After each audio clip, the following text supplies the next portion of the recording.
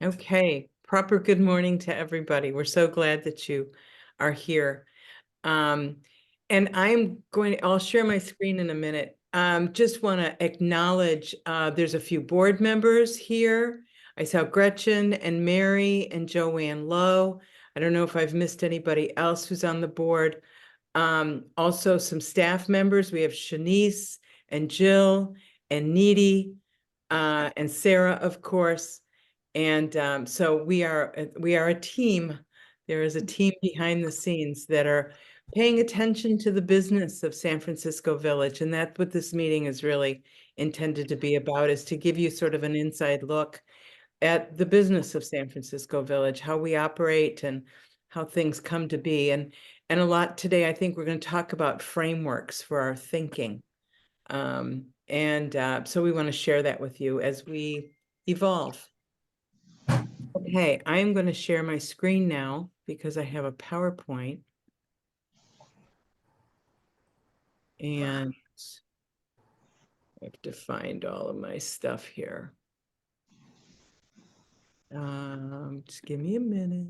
Slideshow, play from the start. Okay, can everybody see that? Yeah. Looks good. Okay. And Sarah, I don't need to optimize sound, right? No, there's no videos. No videos. Okay, great. Okay, State of the Village 2024. Here we go. Okay. So I like to start off by reminding everybody of our founding principles. San Francisco Village was founded in 2009. And so we are entering our 16th year. January was our 15th birthday.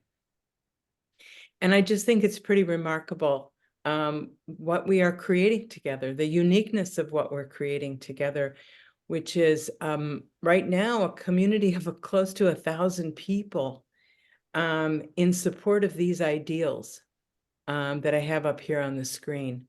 Reciprocity, the giving and the taking. You know, sometimes we're in a position to give, and sometimes we're in a position that we need to ask for help. So that's one of the things that has not changed since our founding. That we're built on mutual support. We're here for each other.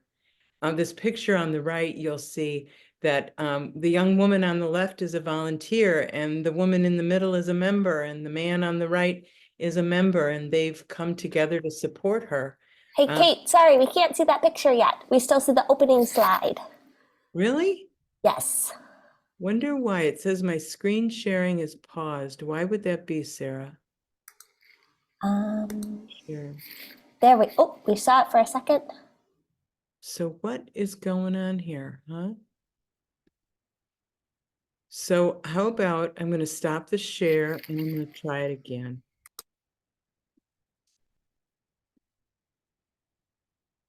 Do you see the picture of Ida and Bill? Yeah? Yes. Okay, good. Thanks. Yeah, so these are our founding principles. These have not changed over time. These have not changed in the last 15 years. We're built on pro-social values. And by that, we mean values that intend to bring people together.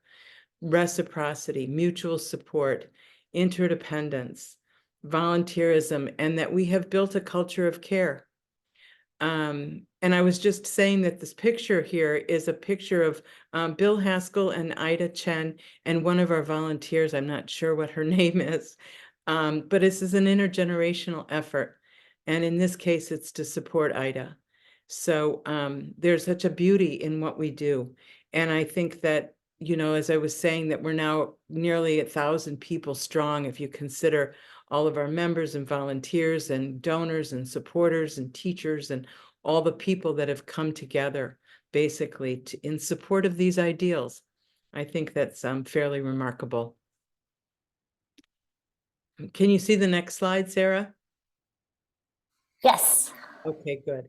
All right. So we want to give you sort of an insight into SFV by the numbers. We are 600 members now. I saw Ellie Lurie is on the call, and I'm remembering when I started my job 12 years ago, Ellie and her husband were members. They're still members. But we were at that time, we were about 120 members if on a good day. And so here we are, 600 members strong. That's a 65% increase since the beginning of the pandemic. I will say that I know a lot of organizations that have not survived the pandemic or not thrived anyway.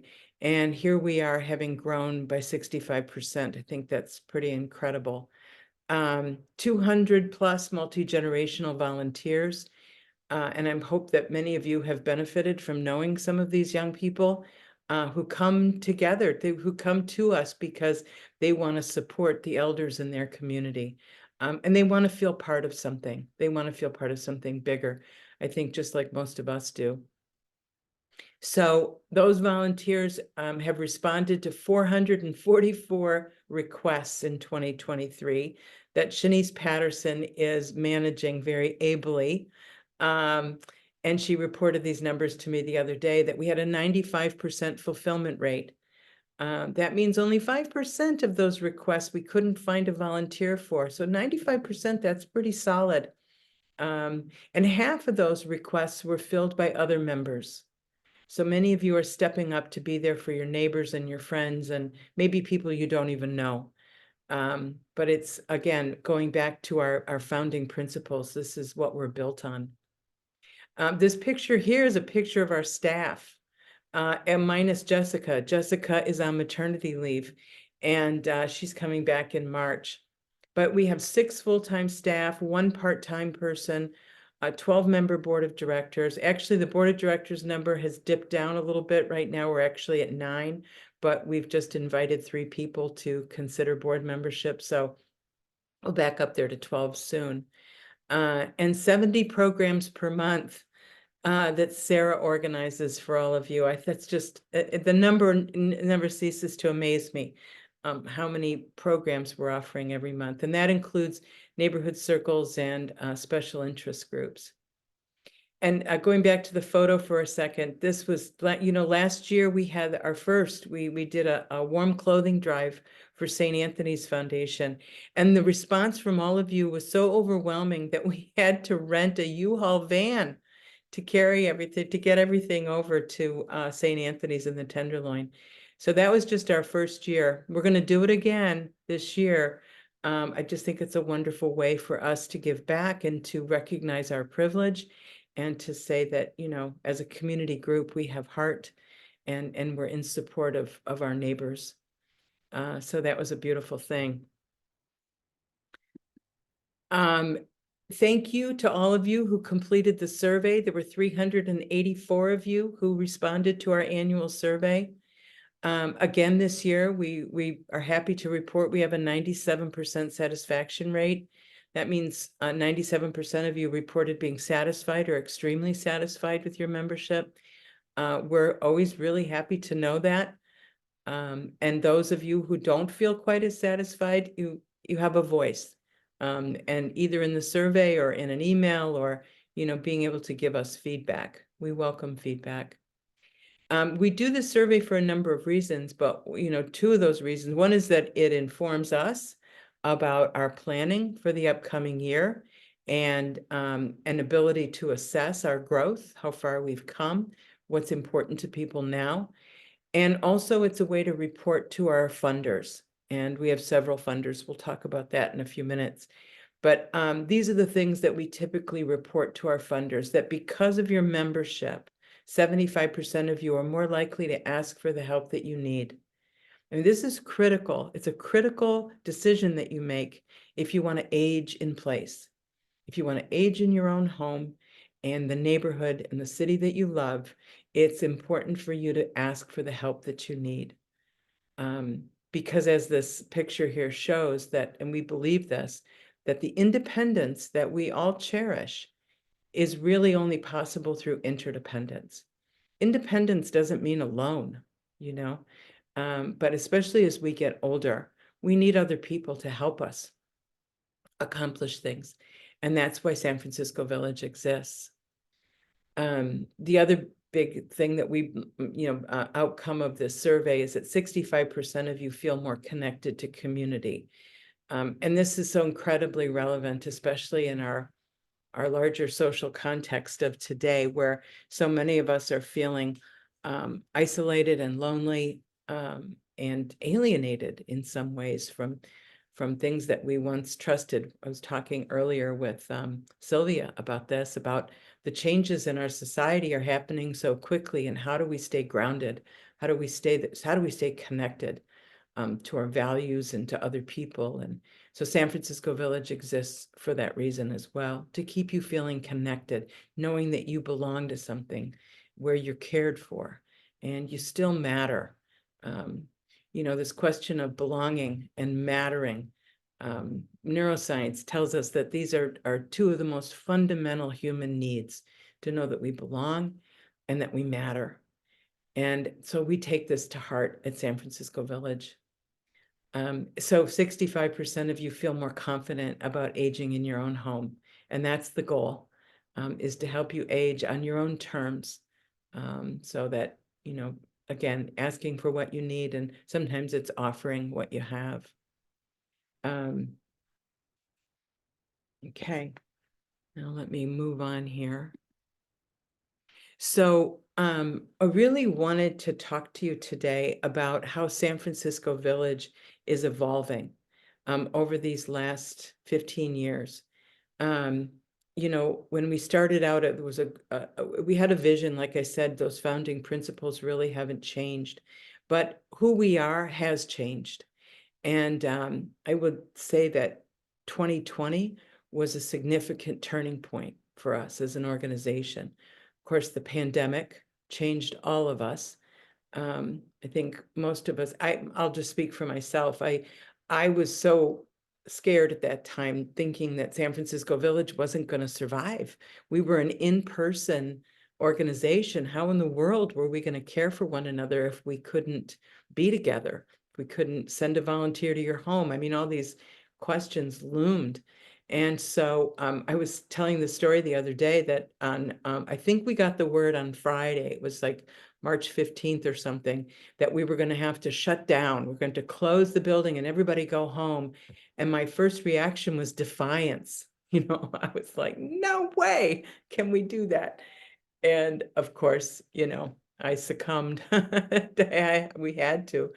And by Tuesday, I believe, of the next week, Sarah Kent had already figured out how to get programs on Zoom. That was just an enormous pivot that we made, and thanks to Sarah's leadership that we made. And then there was this question of, how are we going to teach all of you how to use it? Remember that? Most of us had never heard of it before. And the very same time, one of our partners in the community got in touch with us. It was called My Life, My Stories. And their executive director, Brittany Bear, she said to me, we have all of these millennials that are no longer able to come together to do our program, which is Tell Stories, but they're eager in supporting the elders in our community, because remember, at that time, we were all so afraid that it was older people that were going to be most vulnerable and harmed by this. And so we had like 75 millennials onboarded as volunteers. Jill can testify. We onboarded those people really quickly, and we did it on Zoom. And then many of them stepped up to say, yeah, they wanted to help you learn how to do Zoom too. So we had a bunch of them making phone calls to you. And anyway, that was an incredible moment for us. And then that was March. And then in May, George Floyd was murdered. And then the Black Lives Matter movement was, had really risen up. And this was this whole reckoning in our country around racial inequality. And it very much touched us as an organization. And that was also the summer of, climate crisis. We had the orange sky. Remember how scary that was? And there were just so many things happening that I look back on that period and I feel like I was on my knees most of the time, and I cried a lot. And I was worried that, people I loved were gonna die. And I was worried that, our democracy was on the line. And I mean, there's just been so much incredible change that's taken place in the last 4 years. And so as an organization, as a community-based organization, it was really evident to me and other leaders in our organization that we do not operate in a social vacuum. You know, we are part of a larger social context. How are we going to respond to this kind of change? And so we, in that summer 2020, we began this process of culture change work. And that was to look at the culture that we had created at San Francisco Village. And we had a lot of questions about it. And one of the big questions in this, you know, kind of racial reckoning was, we are a majority white organization in a white dominant society. And what does that mean about us? What are the questions that we need to be looking at, since we don't want to be predominantly white? And yet we had not really succeeded at bringing in more diverse members, a more diverse membership. And so we hired a diversity, equity, and inclusion consultant to begin work with the board and the staff so that we could begin to make conscious what was unconscious about our organization. And I really do believe that that is the work of diversity, equity, and inclusion. You know, this white dominant culture is the water that we swim in. It's like, how do we even begin to see it objectively until we step back and have a look at, oh, well, here's some things that we do kind of unconsciously. Maybe we should think about doing things differently. And one of those things was, the consultant helped us see, was that our focus was on diversity and our focus was not on equity. And she helped us understand that there's a big difference. So in a diverse, you know, in this intention to have a more diverse membership, we thought naively that it was, well, we'll invite people of all races and colors and backgrounds, you know, to come be part of us. And people didn't see themselves in us. They saw, you know, this predominantly white group of, you know, moderate to middle income people, fairly privileged. And so they didn't feel that sense of belonging. And so what our consultant helped us understand was that the activities of equity have much more to do with us reaching out to other people, and with humility, and with curiosity, and with a sense of discovery, and a willingness to be changed by who we meet and what they tell us about their lives. And that was a big shift for me, and I think for a lot of us engaged in leadership at San Francisco Village. So we hired another consultant, and she's a local woman, a Black woman who used to be on our board, Brittany Doyle. And we asked Brittany if she could introduce us to some leaders in the aging community who were working on behalf of Black elders, and how might we come together and collaborate. And really our question was, we have spent 15 years at that time, maybe 13 years, whatever. We've spent this time building an infrastructure for delivering social care to older adults, and it's working. Is that of interest to you? That's something that we want to share with you as a resource? And is that of interest to you? And so she introduced us to this woman on the right in this photograph. Her name is Felicia Thibodeau, and Felicia is the executive director of Southwest Community Corporation, which operates the IT Bookman Community Center in the Lakeview district of San Francisco. And many of us didn't even know where the Lakeview district was. It's in the southwest corner of the city, and it is historically Black and now also immigrant Chinese. And it is a very under-resourced community. Felicia is quick to tell you that there's no grocery store, there's no medical clinic, there's no post office, there are few transportation options, there are steep hills, there are a lot of barriers to people thriving in that community. So we began a conversation, and I'm going to tell you more about that as we go on here in this presentation, but that was a real turning point for us. And then that diversity, equity, and inclusion work led to strategic planning. And we created a strategic plan for 2022 to 2027. excuse me, if you haven't read it, it's on our website. We're really, really proud of it. And one of our newer members, Sarah Thompson, she asked me about it, so I sent it to her recently, and she was so moved by it that she shared it with her neighborhood circle. And somebody in the neighborhood circle said, "Wow, that's a great piece of work. It reads like an opera," which I think is really funny. But anyway, it does tell a great story. So I invite you to have a look at that strategic plan. And I'm going to talk a little bit more about how we're making progress on that plan. And then finally, this third step in our culture change work has been something we've started last year called Culture of Philanthropy. And the culture of philanthropy work really is it's a perfect next step in this kind of self-exploration or self-examination that we started back in 2020. And the major question that was driving this culture of philanthropy work has been, how do we ensure adequate financial resources for a growing San Francisco village? And I just showed you the growth numbers a few minutes ago. So we are definitely growing rapidly, and we're thrilled about that. But we also have to be really, good stewards. We have to make sure that we have enough resources to keep San Francisco Village here for decades to come. So we discovered a group called Rainmakers, and they're actually located in Massachusetts. And they have this whole culture change approach to fund development. How do you attract the resources that you need to support the organization?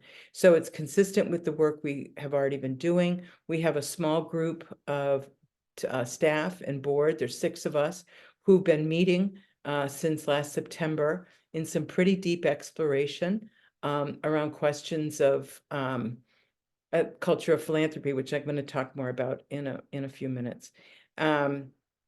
And I just want to conclude this slide by saying that when it comes to adequate financial resources for a nonprofit, there are really only a handful of sources. That would be private foundations, government resources, and donations from individuals and businesses.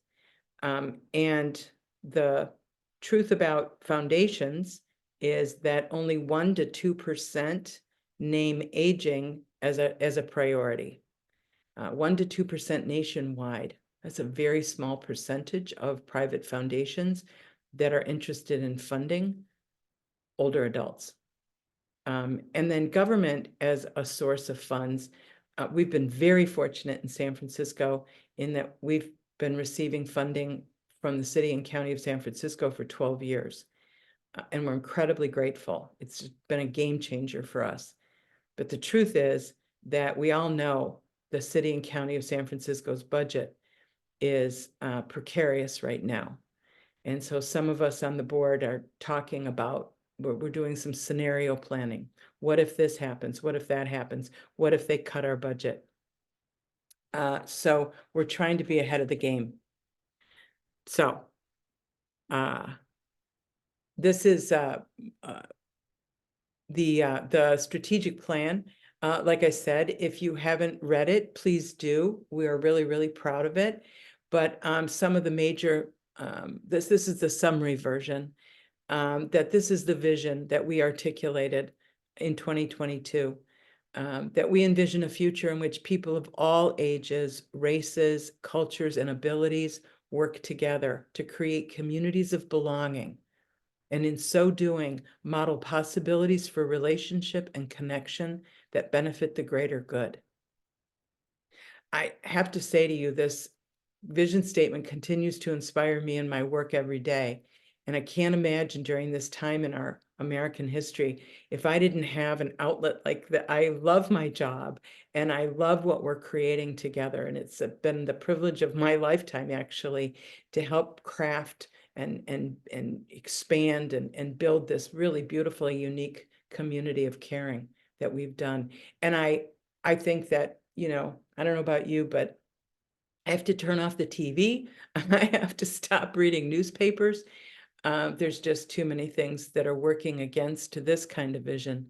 And so it feels really important to me that we're committed to, in our little corner of the world, we're not going to change the world, but we're certainly changing lives of the people that are part of our village. And that to me is, that's good work. So the other summary version of this plan is that we've identified 4 priority areas for our work going forward. And those are diversity and racial equity, and intergenerational community. We know that younger people are longing to know you and to be part of something bigger than themselves. A lot of the young people in San Francisco, I know you're aware of this, they come from other places, just like all of us did, by the way, like 40 or 50 years ago. But they've come here from other places for work, and they've left their families behind. And maybe sometimes they came from families where they don't really connect with their own elders, but they know that elders are important in their lives. And I like to tell you this little anecdote that I'm a big fan of a guy named Michael Meade. He's a mythologist and storyteller. And he understands, he talks about ancient myths and, stories that have lasted through history. And throughout the myths and the stories and all of that, he talks about elderhood. And he says that he believes that there are 2 functions of an elder, that we have one foot in survival. What we can say to young people is, we've survived. And they're in their 30s right now, and they're looking at the world coming apart, and they're asking themselves, am I going to survive? And will my kids survive? And so they look to us elders as an example, as a demonstration that survival is possible.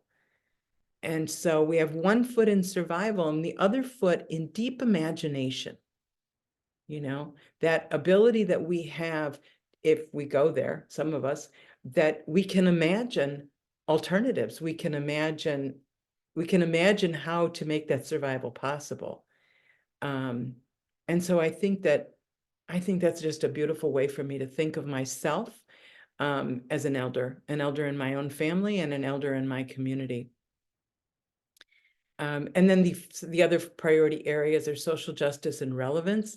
Again, we understand that San Francisco Village is part of a much larger social context. And how are we contributing to the health and vibrancy of our community? And then the 4th is the intersection of healthcare and social care, which has always driven us. And I'm grateful to Bill Haskell, actually, one of our members, who helped to articulate this about, I don't know, 7 or 8 years ago. And it has been a guiding light ever since. That so much of our health is dependent upon our social health. And like Vivek Murthy, our Surgeon General, what could be better, right? That we have the Surgeon General that comes out and basically confirms that for us. That knowing that we belong and that we are not isolated and that we have access to resources and access to other people will help determine our health and longevity. So I'm so grateful for his leadership on that.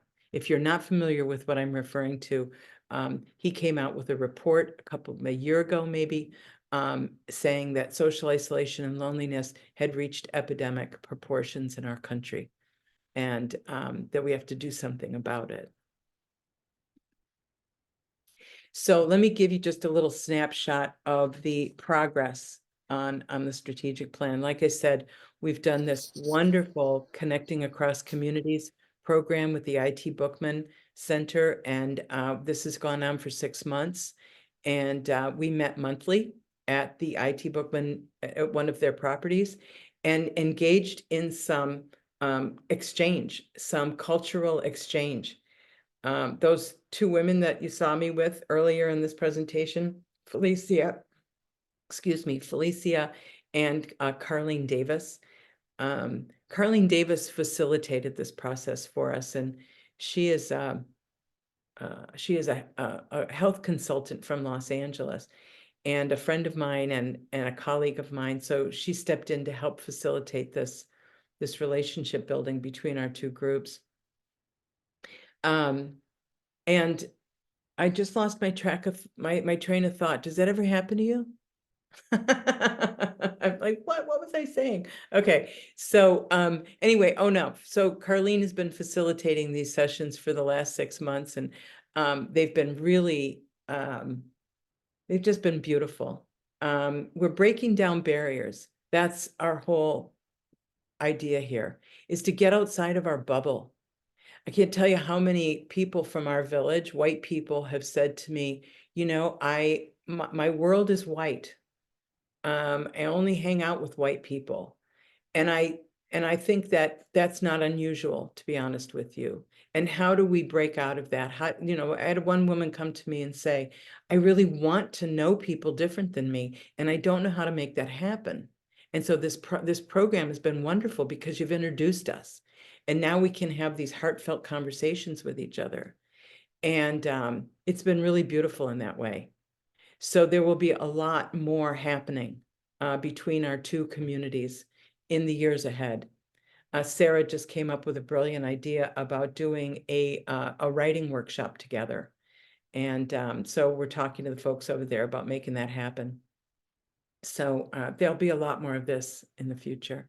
And like I just said, the intergenerational community is so much a part of who we are. And Shanice, you know, Shanice loves her job because she gets to meet these young people, and she's so enthusiastic about onboarding them and teaching them about San Francisco Village. And then she loves to report to me, you're going to love this guy, you know, and you're going to love this woman. And these are the ways in which they're helping our members. And there's some beautiful stories there that we could tell. I think maybe we need to do like a storytelling thing, Shanice. Maybe that's something we should plan for this year. So we're onboarding new volunteers every month, and we have this wonderful relationship with the University of San Francisco. And we've had many interactions. We've got some kinesiology students that are going to be doing some walking groups with us. This is a repeat adventure. We have some students from the Dance and Social Justice program that are coming back to us in March and through May to do this great movement and storytelling class. Some of you participated in it last year. It was really well received. So there's just a lot of innovation and different ways to get to know each other. And then in terms of healthcare and social care, we are moving in this direction of what we call care navigation. For the last few years, we've had a project with the ACE unit at the Mission Bernal campus of Sutter Health.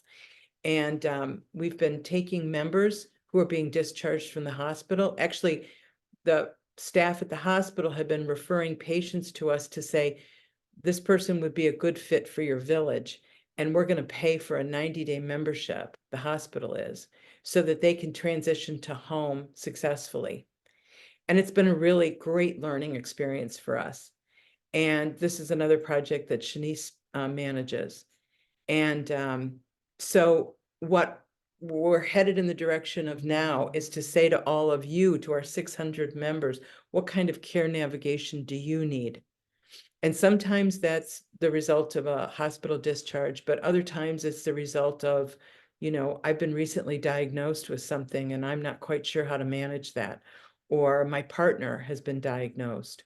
Or, you know, I'm learning to live with a chronic disease. What can you tell me? So this is what we want you to know more about. So beginning at the end of March 26th, we're going to have our first one. We're going to have a monthly meeting called Making the Most of Your Membership. And we're inviting all new members, anybody that's joined within the last year for sure, to come to one of these monthly meetings to learn more about how to optimize your membership.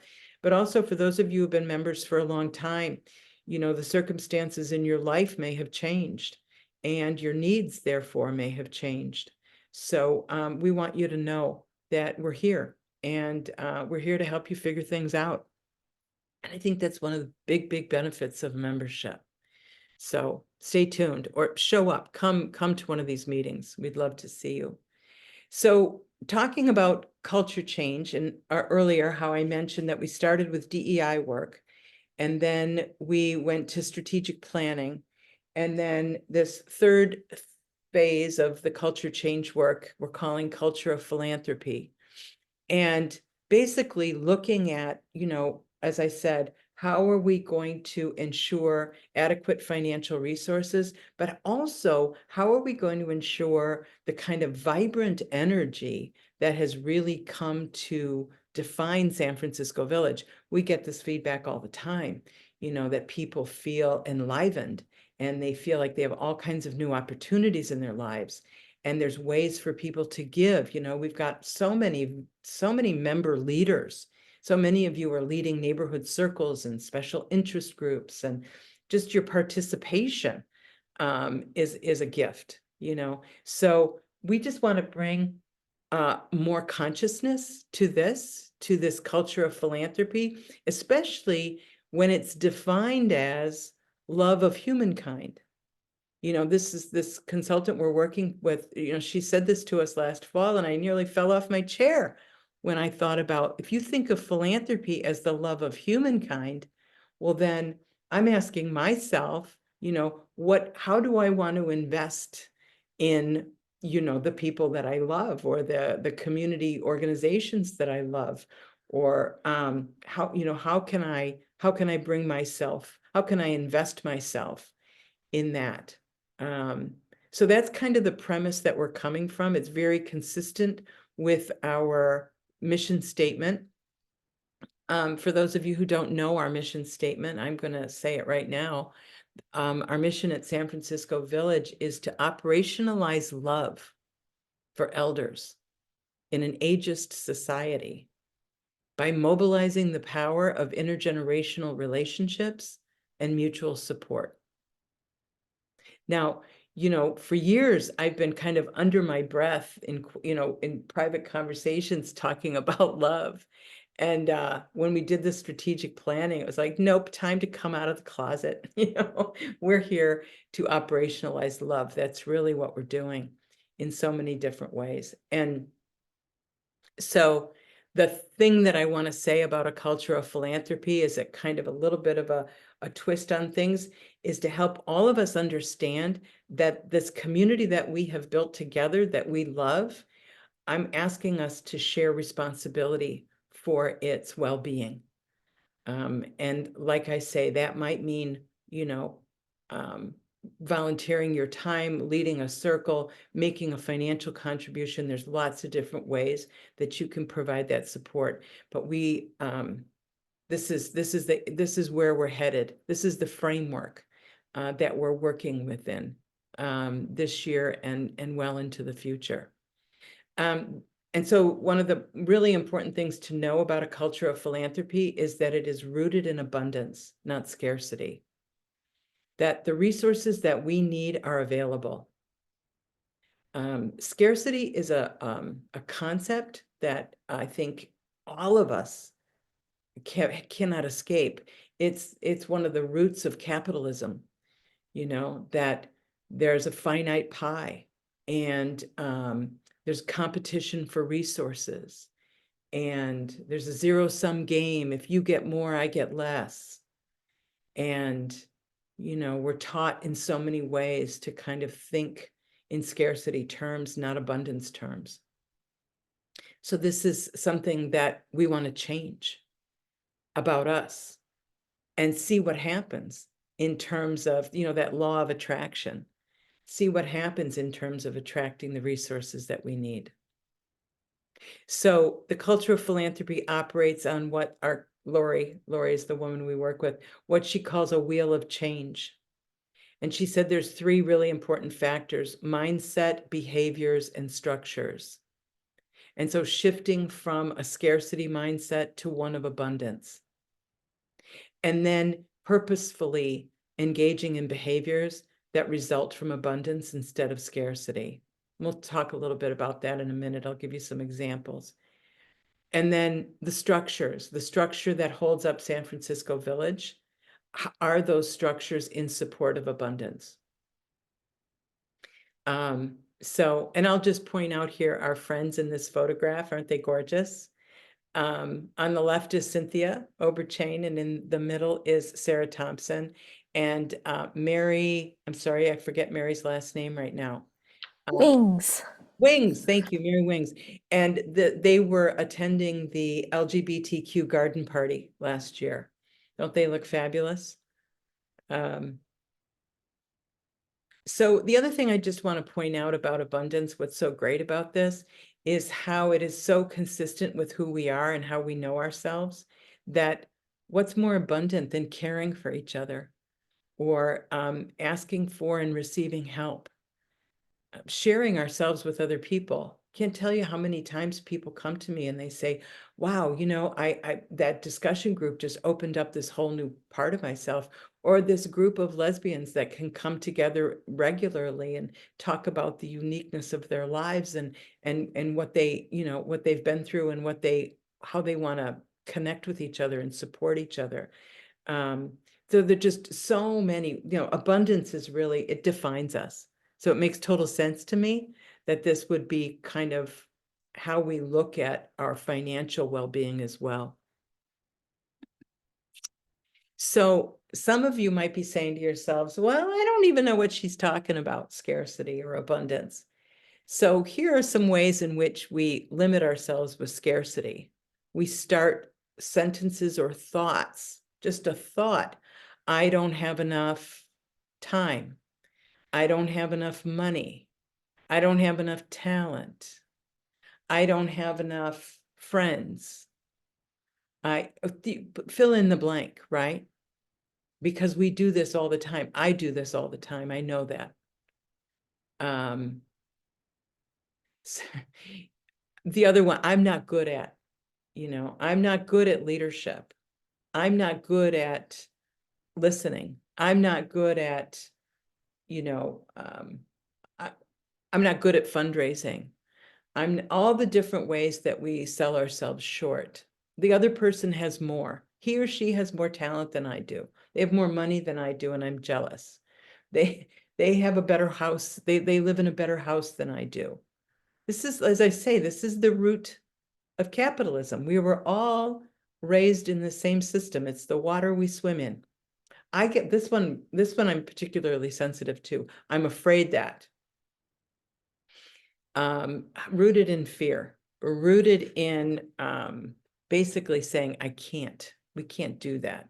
We can't do that because, and give me all the reasons why.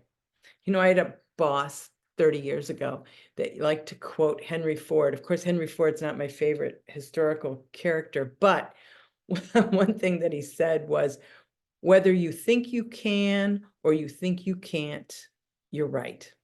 And so I've carried that with me all my life now, these, well, last few decades, because I understand that that belief that I hold about something is critically important. If I believe I can't do something, I'm sure I'm going to prove myself right. It's kind of like a self-fulfilling prophecy. And of course, I don't ask for help. I hear that from the majority of our members at some point, usually in their early membership. You know, well, I'm here to help other people. But I can't ask for help myself. And we hope to change your mind about that. Because like I said, our independence that we cherish is really only possible through interdependence. So the abundance mindset, you know, starting off with I'm grateful for. I don't know, I can't ask for a show of hands, but I'll ask the question, how many of you have some kind of gratitude practice? Where you just sit for 5 or 10 minutes each day and just identify the things that you're grateful for. I've been taught this. It was not my, you know, it was not my first inclination, but it has changed my thinking in big ways. It's opened my heart. And the other one that I love is what's possible. Linda, I see your hand raised. Can we wait for a few minutes to answer your question so I can, because I can't actually see all of you. I think it was about the gratitude practice. I saw a few hands up. It was about the Okay, good. gratitude. Yeah. Good. Yeah, it changes our lives, doesn't it? It changes my life, that's for sure. What's possible? As a leader, I have to tell you, this has been my preferred MO. I dwell in possibility. It is a creative position for me.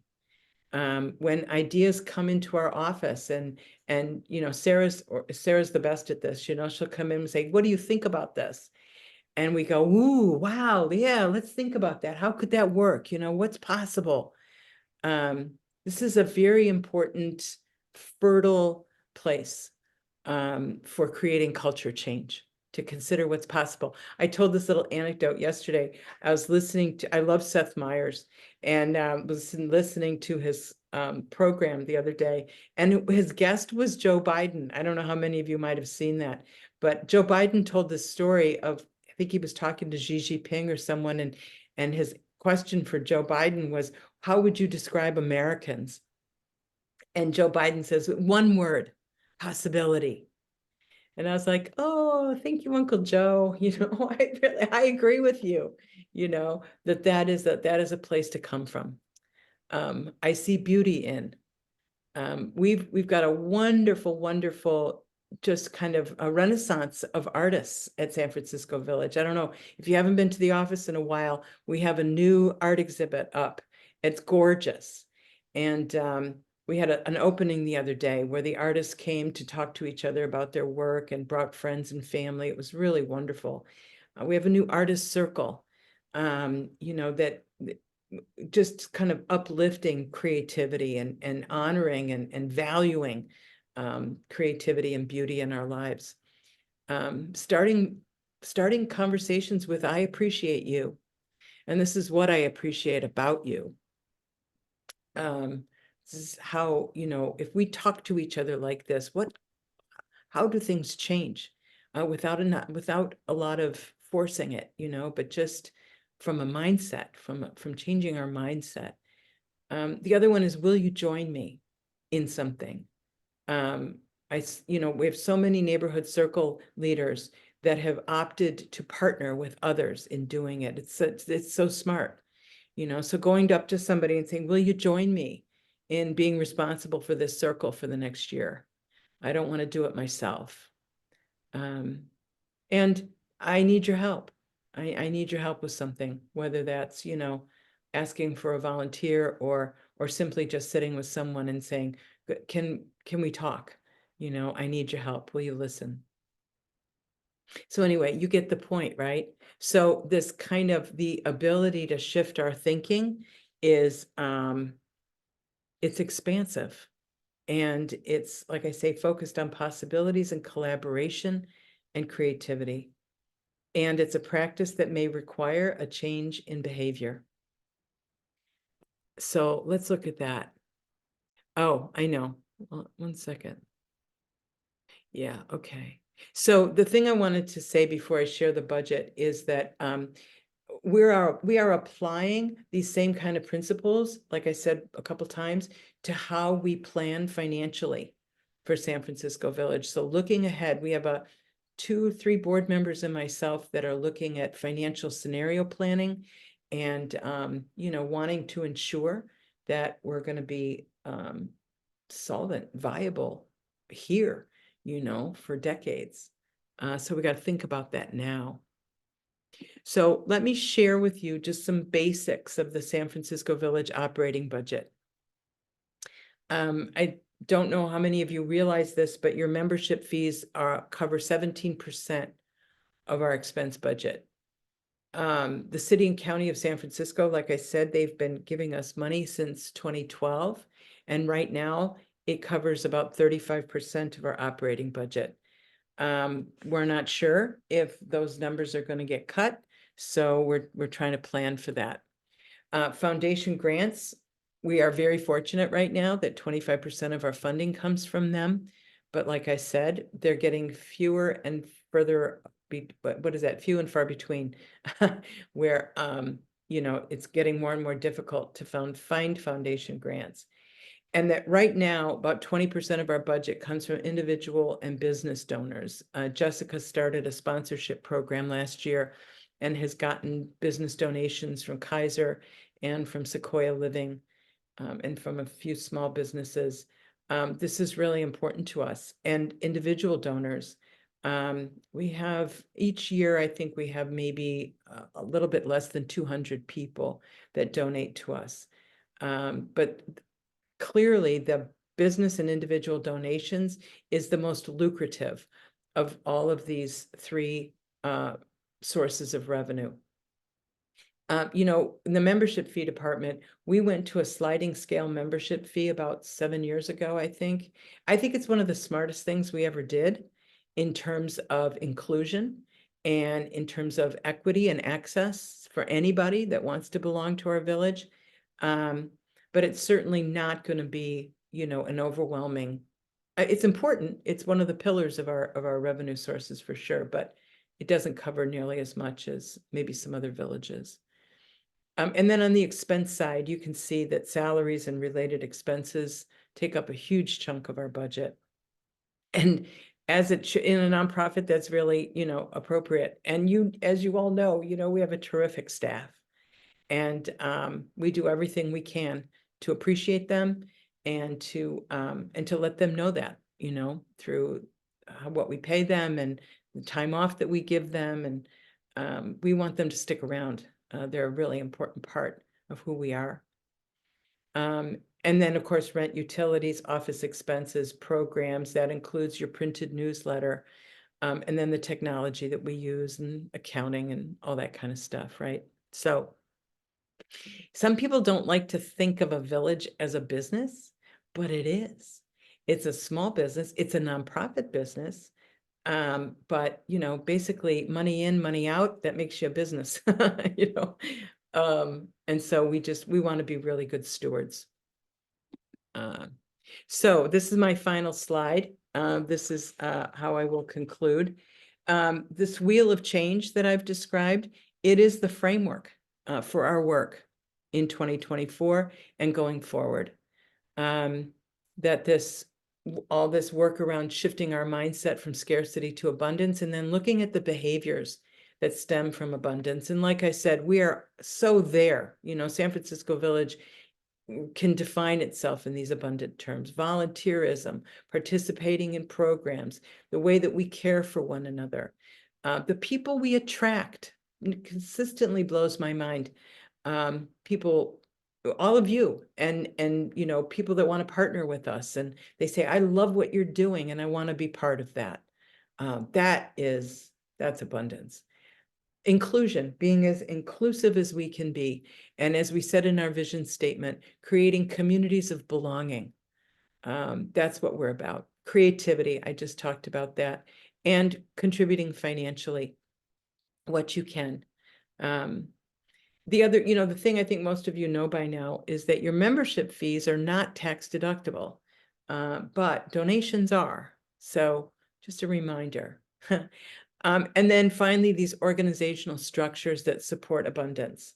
And there are probably others, but these are the first and most important to me. A stable workforce. Like I said, I want to keep every single one of the people on our staff.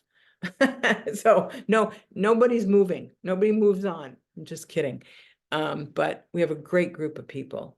Up-to-date technology and systems, not just technology, but systems, the way we do things to be more efficient and to be more effective. We get this compliment a lot, actually. People tell us that they think San Francisco Village is a very well-run organization. And what I attribute that to is this commitment from staff and from members and from, a mission to love and bringing our whole heart into what we do. But I also attribute it to our communication. We try to be open and transparent and request your feedback. And our communication is a critical part of our infrastructure. And then having an engaged board of directors and an engaged membership, so that we can all understand, everybody involved understands that, our well-being and our future and our sustainability is the responsibility of all of us in some way. So to consider what you can contribute, and finding that balance in your own life in terms of what you can contribute and what it is that you receive, I think it's a great a great thing we do for ourselves. All right, I'm going to stop my share right now. I talked a lot. I talked for like an hour. I apologize. I had a lot to say.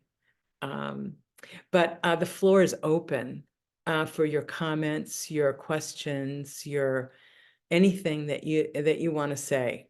And Sarah's going to help manage that. I think we see Bonnie Bhattacharya has her hand up. Bonnie, you're on mute. Now? Got you. Okay. You have difficulty in saying Vivek Murthy. His last name is Murthy. You said Murthy. Murthy at one time, and this time you said Mercy or something else. It's Vivek Murthy. Murthy. Thank you, Bonnie. I appreciate it. That's all. It's just not a criticism. It's okay. I need help. I need help too. Yeah. Okay. Thank you. You bet. What else? Anybody else have any thoughts, comments? What do you think about all this? Does this line up with what you think San Francisco Village ought to be doing? Are you talking to me? No, anybody. Sort of. Ellie Lurie. I have a question. Aside from adapting to whatever diminished funding may come from the city, what is your thought about planning for next year or the next few years? Yeah, well, that's really where a lot of our thinking is going, Ellie, is in case the city were to reduce its funding to us. It may come in the form of 5% or 10%. I think it would be incremental. I don't think it'll be huge to begin with. I hope. Anyway, that's my thinking. I have a meeting scheduled with Michael Zog next week, and Michael is the guy at the Department of Aging that I work with on our contract. But our thinking about how to make up for any possible decreases in funding is this culture of philanthropy work, where we're thinking about how do we engage members, volunteers, current donors, board members, all of us in making funding of San Francisco Village a priority. So I think that the most lucrative or the most, where we can make the most progress is in individual and business donations. And so, after our meeting yesterday, this was really great. We did the same meeting yesterday in person. And during the meeting, one of our members raised her hand and said, well, I have access to some funding through my church. And she said, let's talk. I said, great. So we set up a meeting right there. Another woman came up to me and said, do you guys have any kind of legacy giving program where I could name you in my will? She said, I'm afraid of parting with my money now, but after I'm gone, I'd love to be able to leave some of it to San Francisco Village. And I said, well, great that you asked me that, because that's also part of our culture of philanthropy work. We're going to be rolling out a legacy giving program in the next 6 months or so. To give everybody the option, if asking people if they would consider joining us. And I myself have named San Francisco Village in my will. A few of our board members and other people have done so. So there's that. So looking at creative opportunities that we hadn't considered before, and being very transparent and straightforward with all of you is my strategy. To say, this can't just depend on staff and board. We're too big of a community. There's too much resource here. There's just too much investment of people's lives, so let's work with kind of cultivating those donations. I think that's where the opportunity is. Did that answer your question, Ellie? Yes, certainly. Yeah. Great. Thank you for it. It's a great question. I saw Anne's hand had popped up for a moment and then went back down. So just making space, Anne, in case you did want to ask something or comment on something. Well, I do have something to comment. I have spent 50 years as a CPA, and I understand the 501c3 designation as a not-for-profit. And I think that it's helpful to let people know that the word nonprofit is really the phrase not for profit, and it relates to the mission of an organization. The mission is not to make money. The mission is to deliver services and to support one another and the community. And of course, being a not-for-profit corporation, a 501c3, means that we don't exist to make a profit, but we must make a profit in order to survive. We must make money to cover all of our expenses and to expand our programs and to support our members. So nonprofit is an outdated term, really. It is not for profit, Yeah. which is perfectly clear, meaning that we do not exist to make a profit. We're not Twitter or X or Amazon. We are to deliver our mission as a not-for-profit organization and to support everybody. Yeah. And the other point, Kate, that you made, which is that our membership fees are not tax deductible. Maybe we could think of the opportunity to make a monthly donation in addition to our membership fees, or a one-time donation in addition to our membership fees, which would then be tax deductible. Yeah. Oh, Exactly what you said. It's a donation, it's a contribution, and you can reduce your taxes by making such a contribution rather than bumping up, to full scale payment of fees. Yeah. So just those couple of ideas. I don't pretend to be a CPA anymore, but I did it for 50 years. So my tax education was essentially repealed with the Tax Reform Act of 1986. And I was never a tax expert, but hovering around the periphery of it, I learned a lot. So that's all. Thank you, Anne. That was really helpful, really clarifying. Good. And I appreciate your connecting the dots through your CPA lenses. That's beautiful. Yes, Yeah, thank you. thank you. I think, how about Patricia Muscatelli? Hi, just a question. Do we have any plans to begin a drive to create some sort of an annuity for the organization where we can have people and maybe foundations or philanthropists who have the ability to give larger sums of money can create some sort of an endowment that could be used over time, invested and used over time to continue funding the village?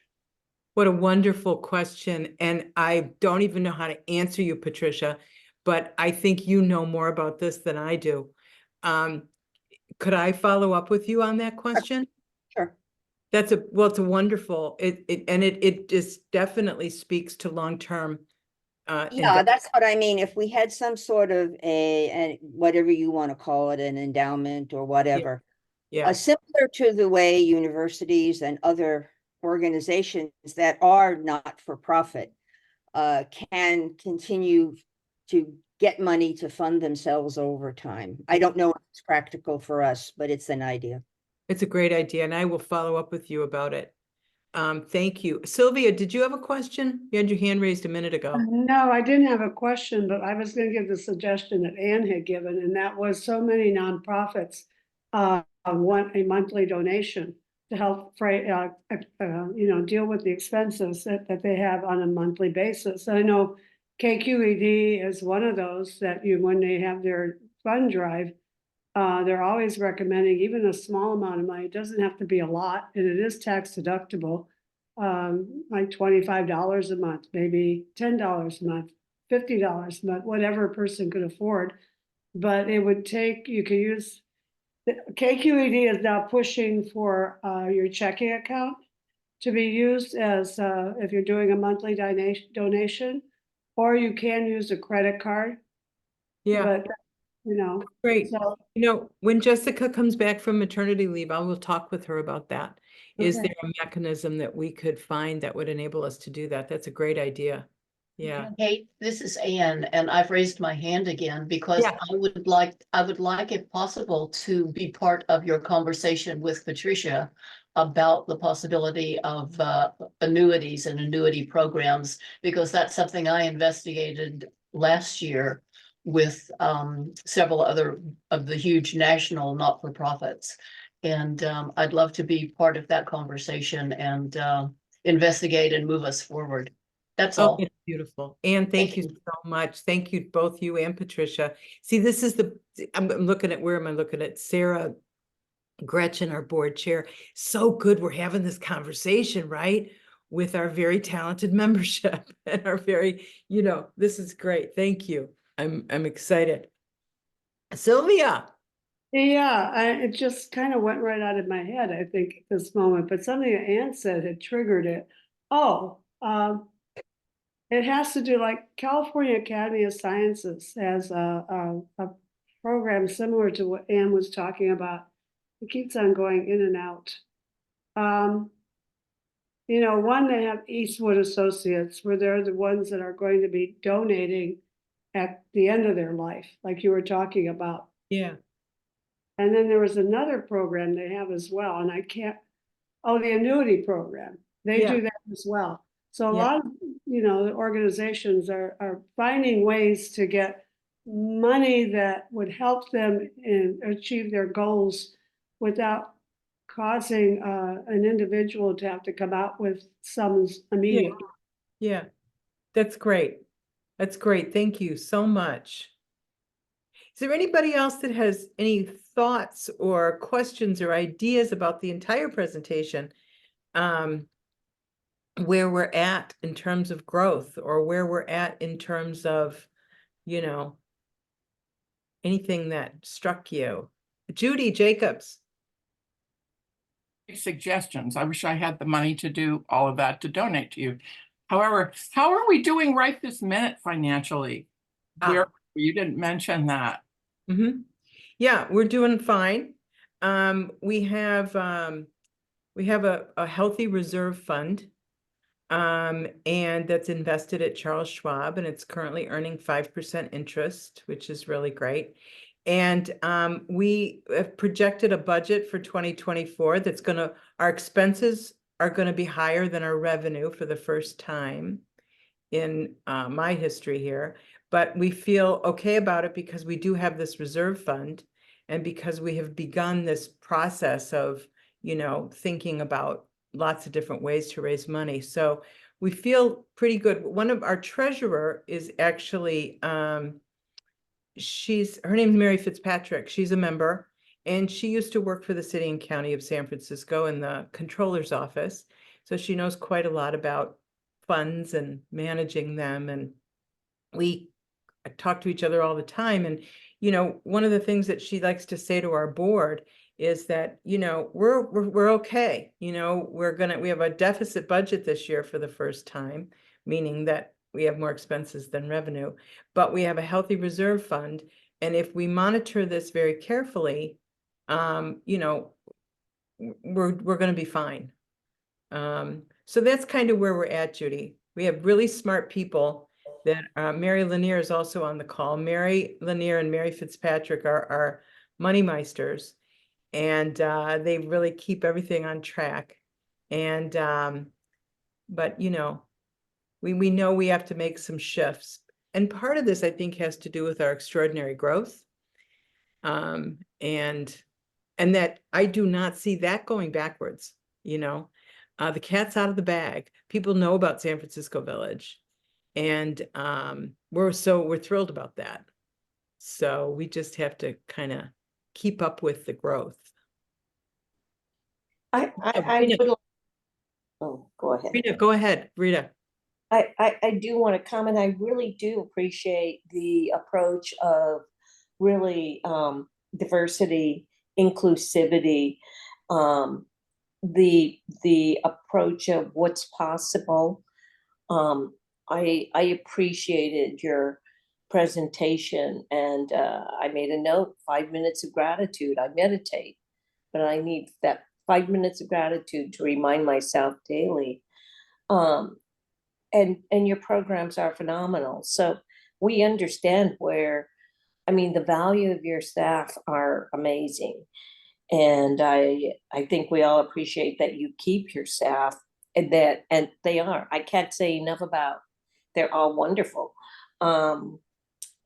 You're wonderful with what you've done and how you've grown this program. When you look at, especially as with volunteers and 70 programs or so. So I just want to say thank you.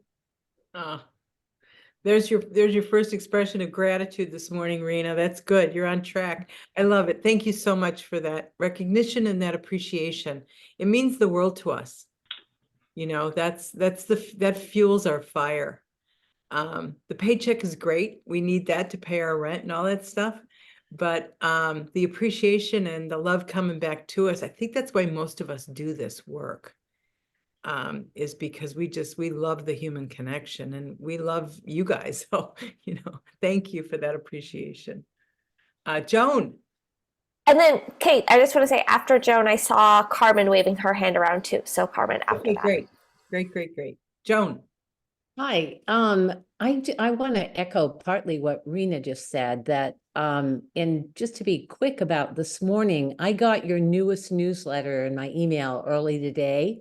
I read every page, and I need to say that I have come close to the village several times in recent years. I was caring for my husband with Alzheimer's, and then he passed away. And during those years, I've been relying on different organizations that I've been a part of to be a caregiver. But when I read the newsletter, it felt so amazing in the timing of feeling like, oh my gosh, they do have in-person, which is what I'm looking for, because Zoom is so only partially satisfying.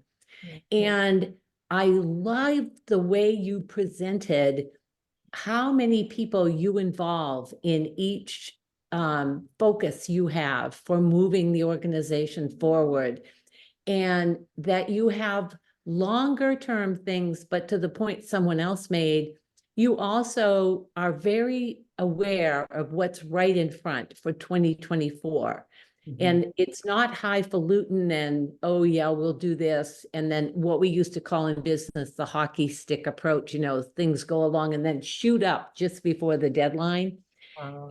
So I really appreciate what you've said. And I want to say how much it means to me that so many of you who have been in a different time in your lives, while I've been in a very different time, have kept it going. And Kate and your staff and your board and your volunteers, I mean, I played all those roles in my life, and I just feel so grateful you're there. And I want to just ask one particular quick question. If it's easier to put it in the chat, that's fine. Would you please summarize again how you are approaching philanthropy? I heard your philosophy about it, but I'm actually looking at whether that's an entry point that I would like to help you on. So could you just tell me again what you've said in this call? Oh, yeah. Well, Joan, you've said a lot. First of all, I just want to recognize Sarah Kent in that newsletter. She does that every month, and every month we kind of sweat bullets, because we kind of, it's a newsletter deadline. And so it's an effort. It's a big effort. So I'm so glad that you appreciate it. In our approach to philanthropy, in terms of tactics, I didn't really get into yet. So we're talking about kind of big picture about, shifting our mindset, changing our behaviors. One behavior I've changed is being willing to come out here this morning and share all this with you. That is a new behavior for me. And so it's this invitation, come participate with us. And so as I do that, now people are popping up with these great ideas. So the tactics have yet to unfold, actually. We know that we're going to create a legacy giving program. We know that we're going to focus on individual and business donations. That's going to be our areas of growth, we think. We know that we are in good relationship with our city donor, meeting with Mike next week. So I would love to talk with you more about any interest that you might have in this, because this kind of cultivation of all of your talent is going to be critical to it. That's a big part of our strategy, is this shared responsibility. And so, fine. yeah, Yeah. so let's talk, okay?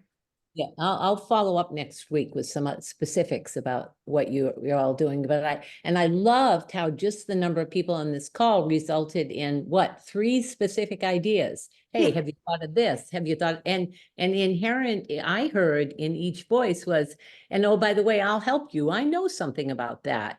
I mean, Exactly. what a gift I to know. both things. A gift for somebody who will add his or her history and expertise a lot. And yeah, I think it's amazing. Thank you. Thank you. Thank you for saying that, because that's an encapsulation of abundance right there, what you just said. These people and their voices and what they have to offer, and that we're on the receiving end and we're saying yes, so it's so cool. I could see, Sarah, you're smiling. I know you're really happy about this.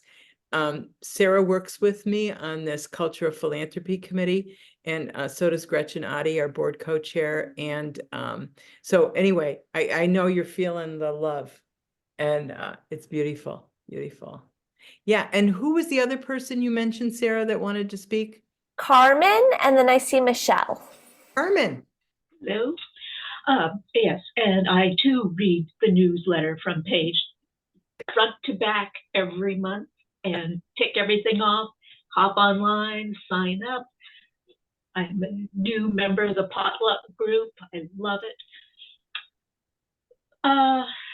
Talking about fundraising and development, I was professional fundraiser development director for quite a few years for performing arts organizations, including one which was all the performers were volunteers, and the orchestra was union, staff was paid, but I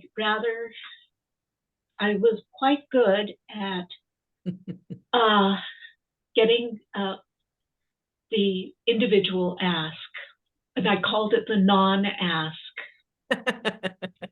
It was when I would send thank you notes to donors, you get the usual, ones that they can use for their tax purposes, but I would stick a Post-it on it with an individual note saying, that was just so kind of you, whatever.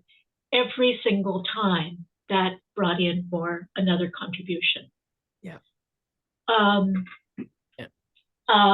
Anyway, if you need help in the individual donors division, as I said, I have 30 years experience. I trained at the San Francisco Ballet. Wow. And went on with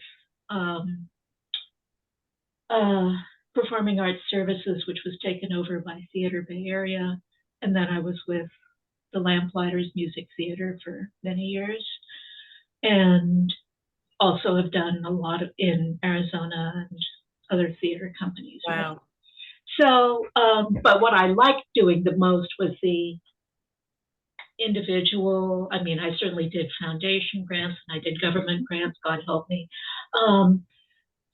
But I was a grant writer for years, and this is great. This is really, put me on your list of yes, potential. I can help out. I can certainly do research Beautiful. Thank you so much. I'm going to be in touch with you. Really. I will definitely be fine. And with Joan and with Patricia and with Anne, you all, I got your numbers. I'm very excited by your enthusiasm and your Yeah, will. and I actually have a couple of ideas for larger donations, but I will have to think my way through that before I bring it up. But I Great. do think Great.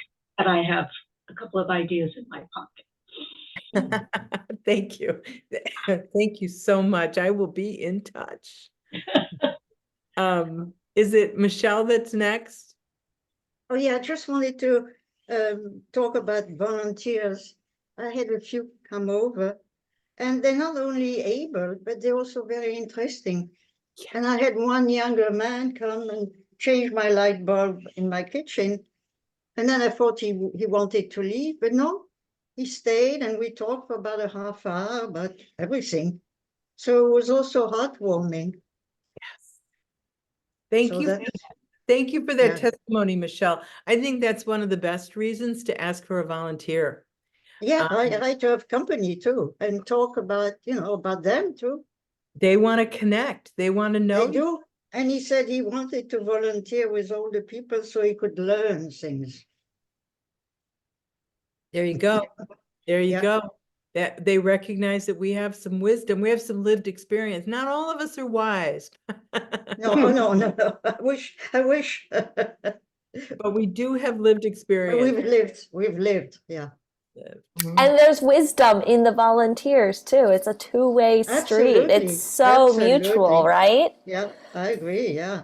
Yeah.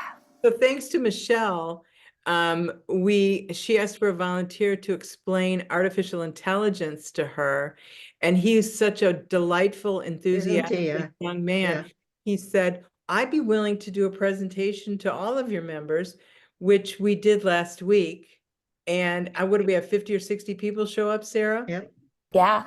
And then where it's led from Yeah. that, with this idea of this connection to someone in the Netherlands who talks about AI ethics, because we're all like, great, we know how to use it, but yikes, what does that mean? Right. Yeah. But he didn't pretend to know everything. He said a lot of AI specialists, they don't really understand how it works. Yeah. That's a bit scary too. But yeah. But it was a great presentation. it was, Ellie, I saw your hand up again. Yeah. What I'm wondering about is, I know a village member is going to have an operation in a fairly short period of time. And I know that help would be available if she requested it. But what I would like to know is, I think the process of requesting help should be a little clearer. That there should be some statement, maybe with every newsletter, saying, if you or someone you know is going to need help in the near future, please contact us and we'll try to set something up, because otherwise you don't really know who needs help. With 600 members, you can't track who is having a knee replacement or, whatever else that may be. Yeah, you're right. We have always relied on people to communicate with us what's going on. And for those that don't, you're right, we have no way of knowing. And so watching out for each other is a great thing. We've gotten a lot of people that call us up and say, hey, have you talked to so-and-so lately? Give her a call because I think she's suffering. And we've done that, of course. So, but to your point, Sarah and Shanice, let's take that into account, what Ellie is saying, and maybe find a way to message that. It just makes me think we have that volunteer support thing on the back, and like we add in that if you have an upcoming surgery, because I think that's the line, Ellie, that's missing, that like the pre-brainstorming, the preparing, the like leaning on us as you're like working through those details. And then in that, unexpected thing, call us then too. So yeah, I think we could definitely work with that. There's a question in the chat from Leanne. She said, can I provide any specifics on why expenses are likely to exceed income this year? And what I can tell you about that, Leanne, is that our fundraising capability has not been fully realized. For a long time, we didn't have a fund development director, like throughout the pandemic. It was really on my shoulders. And then we did get Jessica in the job about 1.5 years ago. And then she went and had a second baby. So she's been on maternity leave for about 6 months. And so our efforts at fund development have not been as robust or as focused as they could have been. And so that's where we have to make this shift. Because like I said, 68% of our expenses are salary and related expenses. So that isn't going to go down. It's going to, continue to kind of put some pressure on the organization. And other things, I just paid a $650 PG&E bill for 1 month. I have to renegotiate our lease. Hoping this guy's going to give us a break on our rent. So our expenses keep going up, the cost of everything. And we get 600 members now. Our printing costs are through the roof. Because we love that newsletter and we print it the way we do. And then we print a member directory every year. And we haven't found a technology solution to replace the printed directory yet. So we're looking at ways that we can cut expenses without hurting anybody or hurting any of our programs, but maybe just be more streamlined. So I hope that answers your question. It's a good question. Thank you. Yeah, Okay. Just very quickly, I belong to a different organization that when they have a really, really outstanding program, let's say, they do theirs online because they're national, but we could do it if we had, a speaker, for instance, who was really expensive. Couldn't we possibly, I know no one probably wants to do this, but maybe charge an extra $5 for a member who, would sign up for it? I mean, I'd certainly do it for somebody that was exciting. And maybe we're not getting certain people because, of course, it's another huge expenditure. So maybe charging for some programs as a revenue source. Is that what you're saying? Cool. Let's think about it. Yeah. Sarah, did you have anybody else that had their hand up, or is it back to Sylvia? I see Sylvia with her hand up. I also know we said we'd go till 12:30. We're at 12:32, so just keeping that eye on the time too. Okay. Sylvia. This will be quick. When you talked about the membership booklet that you put together, which is very nicely done, I don't work with anymore. I used to be vice president of this group. It's a women's group in San Francisco. It came to the point where they could no longer afford to do that kind of membership booklet. So what we get every year now is if you request if you want it by email or you want it by mail. And if you want it by mail, what it basically is a printout from your, computer. You just print it out and that's mailed out as it's not fancy, but it serves its purpose. Interesting. And I usually get it by email because it's easier for me if I need to look someone up, because I could open it up and I could search for the person I'm looking for. So that may be one way to cut that annual expense. I love the booklet. It's beautifully done, but it may be it's time to do something else. Yeah. Well, that's a great suggestion. And I just want to point out Neeti Patel. Neeti, she loves her member directory. Yeah. A lot of members do. Neeti puts a lot of work into that. So, so thank you for that suggestion, Sylvia. We'll definitely look into it. But I do know at least 2 members who are not computer literate. It's amazing. They don't have a computer in their house.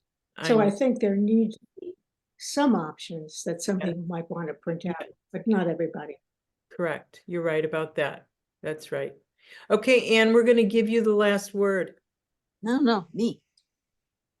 Oh, Just well, one tiny little question. On the AI, the artificial intelligence, was that program recorded?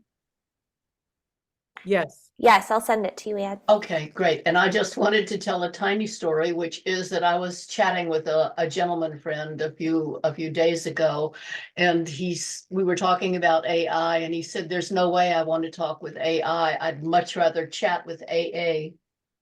That's me. My initials are AA, so Okay. I thought that was terrific. He That's said no wonderful. chat bots and no none of this. He wants AA, not AI. All So right, thank you all for listening. you bet. Okay, Bonnie, you get the last word. We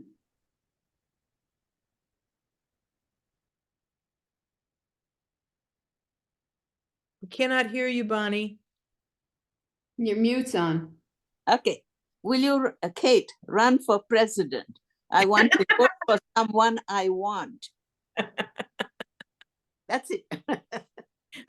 Well, on that note, oh, you just cracked me up, Bonnie. Okay, thank you. No, I'm Thank serious. you, everybody. What a great discussion. And I just love your enthusiasm and your support. And I just really have this warm one. I think the staff, we all do, right? They got our back. We are all in this together. It's a wonderful feeling. Thank you so much. And I hope I get to see all of you in person soon.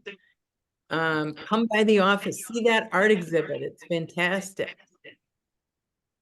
Okay. Thank you all for your service. Thank you. Bye. Thank Stay you. dry. Stay inside. Okay. Bye, everyone. Bye. Bye. Bye-bye. Staff, you want to